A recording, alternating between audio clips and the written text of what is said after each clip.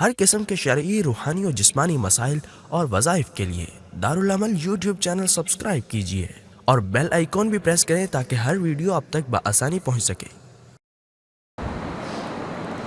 اور قرآن مجید میں جا بجا پچھلی قوموں کا ذکر اللہ تعالیٰ نے فرما کر ہمیں متنبہ کیا، خبردار کیا، ہوشیار کیا کہ پچھلی قوموں پر ان اعمال کی وجہ سے یہ عذاب آئے ہیں۔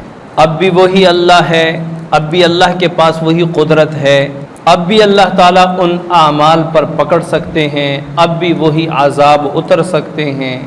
یہ قرآن مجید کے جو واقعات ہوتے ہیں، تاریخی واقعات بنی اسرائیل کے یا پچھلی قوموں کے، یہ محض سننے سنانے کی حد تک نہیں ہوتے، بلکہ یہ اللہ تعالیٰ اپنے بندوں کو خبردار کرنے کے لیے کہ اے میرے بندو، قوم نوح نے یہ عمل کیا، میں نے یہ عذاب دیا، قوم عاد نے یہ عمل کیا، میں نے فلاں عذاب دیا، قوم سمود نے فلاں عمل کیا، میں نے فلاں عذاب دیا، قوم شعیب نے فلاں عمل کیا، میں نے فلاں عذاب دیا، قوم فرعون نے فلاں نافرمانی کی، میں نے فلاں عذاب دیا۔ اب اللہ تعالیٰ ہر قوم کی مثال قرآن میں ذکر فرما کر ہمیں خبردار کر رہے ہیں کہ اے میرے بندو، تم بھی خبردار رہو۔ اگر تمہارے اندر بالعموم یہ اعمال آ گئے تو پھر تم بھی ان جیسے عذابوں کا انتظار کرنا۔ اور یہ باقاعدہ احادیث میں آیا ہے۔ اللہ تعالیٰ نے قوم نوح کی نافرمانی، ان کے شرک، ان کی بت پرستی کو دیکھ کر اللہ تعالیٰ نے ان پر پانی کا عذاب مسلط فرمایا۔ جب اللہ تعالیٰ نے حکم فرمایا کہ اے زمین پانی نکال، اے آسمان پانی برسا، تو کیا ہوا؟ وہ چند لوگ جو حضرت نوح علیہ السلام پر ایمان لا چکے تھے وہ کشتی میں بچ گئے، باقی سب کے سب اس سیلاب کی زد میں آ گئے، کوئی نہ بچا۔ کنعان بن نوح انہوں نے کہا کہ میں پہاڑ پہ چڑھ جاؤں گا، میں بچ جاؤں گا۔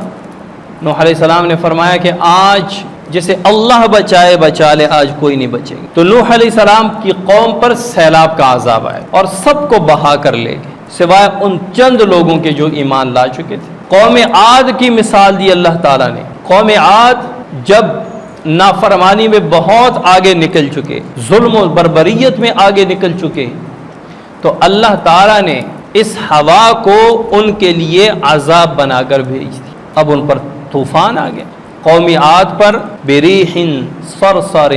اب اللہ تعالیٰ نے ان کے لیے جو ہوا جس کے لیے ہم خوش ہوتے ہیں، بھئی ہوا چل پڑی ہے، ہوا لگ رہی ہے، پسینہ خشک ہو گیا ہے، گرمی نہیں لگ رہی، اسی ہوا کو اللہ تعالیٰ نے ان کے لیے کیا بنا دیا؟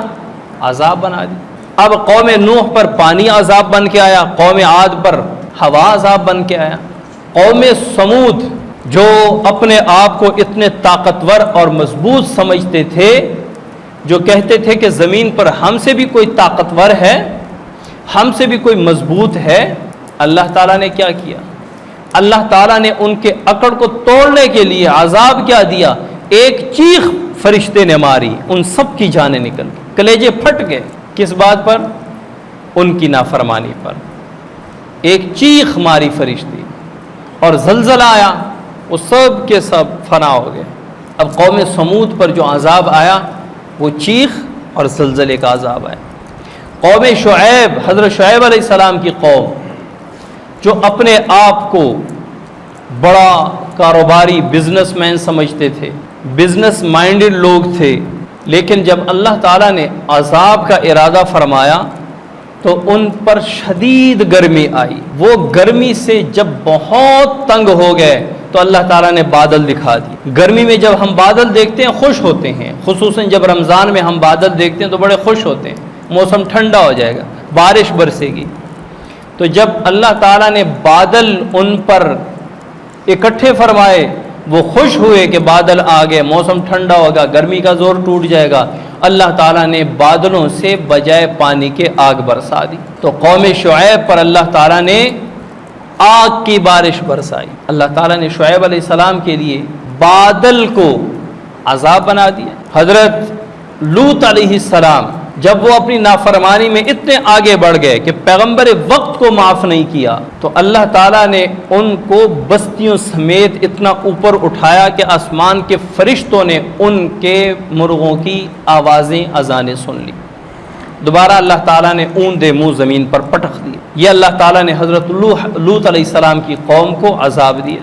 حضرت موسیٰ علیہ السلام کے وقت میں فرعون کو اللہ تعالیٰ نے وہ سمندر دریائے قلزم وہ عذاب بنا دیا، اس میں غرق ہو گئے۔ تو اللہ تعالیٰ نے ہر دور میں ہر نافرمان قوم کو علیحدہ علیحدہ طریقے سے عذاب دیا ہے۔ بنی اسرائیل میں جب وہ نافرمان ہوئے تو اللہ تعالیٰ نے قرآن میں ذکر فرمایا، اور ان پر جو طرح طرح کے عذاب آتے تھے، ان میں عذاب یہ بھی تھا ایک کہ وہ پانی پیتے قریب کرتے تو اس میں خون ہی خون نظر آنے لگ جاتا، وہ دوبارہ ہٹا لیتے۔ اب پیاس بھی شدید ہے، جیسے پانی منہ کے قریب کرتے وہ سارا خون ہو جاتا ہے۔ کھانے کو اللہ تعالیٰ نے، پینے کو اللہ تعالیٰ نے عذاب بنا دیا۔ اب ہر دور میں اللہ تعالیٰ نے ہر نافرمان قوم کو علیحدہ علیحدہ عذاب دیا۔ کسی کے لیے پانی کو عذاب بنا دیا، کسی کے لیے ہوا کو عذاب بنا دیا، کسی کے لیے فرشتے کی چیخ کو عذاب بنا دیا، کسی کے لیے بادل کو عذاب بنا دیا۔ اور قرآن میں ذکر فرما کر اللہ تعالیٰ نے یہ اعلان فرمایا کہ اے میرے بندو، میں بھی وہی رب ہوں، میری طاقت اور قدرت بھی وہی ہے، اس میں کمی نہیں آئی، میں اب بھی اسی طرح کا عذاب دے سکتا ہوں۔ لیکن بندے غفلت کی طرف چلتے گئے، ہم اتنے غفلت کی طرف چلتے گئے کہ ہمیں یہ قرآن مجید کے قصص، پچھلی اقوام کے یہ عذاب، یہ ہمیں کہانیاں لگنے لگی، یہ ہمیں قصے لگنے لگے، یہ ہمیں واقعات لگنے لگے۔ ہم بس سن کے خوش ہوتے تھے، اچھا بنی اسرائیل میں یہ واقعات آئے تھے، نوح علیہ السلام کی قوم، اچھا وہ ذرا نوح علیہ السلام کا واقعہ سنانا کیسا، تو ہم مزے لیتے ہیں۔ پھر یہ ہوا، پھر کشتی بنائی گئی، پھر اس میں مسلمان سوار ہوئے، پھر اس میں یہ ہے کہ باقی لوگ جو ہیں ان پر پانی آنا شروع ہو گیا، زمین سے بھی پانی نکلا، آسمان سے بھی پانی برسا۔ واقعات سنتے ہیں، کوئی عبرت نہیں، کوئی ہمارے عمل میں چینجنگ نہیں، کوئی زندگی میں تبدیلی نہیں، بس واقعات سنتے گئے، بڑھتے گئے۔ تو اللہ تعالیٰ نے پھر اس دور کے لوگوں کو بھی کچھ وہ عذاب کے ذائقے چکھا دیے۔ ایک وقت جب آپ نے دیکھا بالا کوٹ میں زلزلہ آیا تھا، بستیاں کی بستیاں ایسے ویران ہو گئیں اور ایسے زمین کے ساتھ برابر ہو گئی، گویا پوری بستی کو بلڈوز کیا گیا، شہر کے شہر بلڈوز ہو گئے، بالکل زمین کے ساتھ برابر ہو۔ تو جو اللہ تعالیٰ نے قوم سمود کو عذاب دیا تھا، وہ اس وقت اللہ تعالیٰ نے ایک چھوٹا سا جھٹکا دکھا دیا۔ اور مسلمان کیا کہہ رہے تھے کہ جی یہ زمین میں تپش ہوتی ہے، زمین میں پلیٹیں ہوتی ہیں، پھر ان میں جب گرمی بڑھ جاتی ہے پھر وہ پھٹتے ہیں، پھر ان کے پھٹنے کے جو اثر ہوتا ہے وہ اوپر تک آ جاتا ہے، پھر زمین ہلتی ہے، پھر وہ زمین کے ہلنے کی وجہ سے زلزلہ آتا ہے۔ یہ نہیں کہنا کہ اللہ نے قرآن میں جو زلزلے کا ذکر کیا ہے اس سے ہم عبرت لے لیں، اپنے اعمال تبدیل کر لیں، یہ نہیں کہنا۔ ہم بھی مادہ پرستوں اور کفار و مشرکین کی طرح سوچنے لگ گئے۔ ہر بات میں بارش برستی ہے تو جی یہ آسمان سے فرشتے تھوڑی برساتے ہیں، یہ تو آبی بخارات اڑتے ہیں، وہ جب اوپر جاتے ہیں وہ ٹھنڈے ہو جاتے ہیں، جب زیادہ ٹھنڈے ہو جاتے ہیں وہ پانی کے قطرے بن جاتے ہیں، جب وہ گرتے ہیں وہ بارش بن جاتی ہے، وہ کبھی زیادہ ہو جاتی ہے تو سیلاب آ جاتا ہے۔ یہ بات تو ٹھیک ہے، آبی بخارات اڑتے ہیں، ان سے قطرے بنتے ہیں، وہ نیچے آتا ہے، بارش بن کے برستی ہے، لیکن یہ سارا نظام چلا کون رہا ہے؟ یہ کر کون رہا ہے؟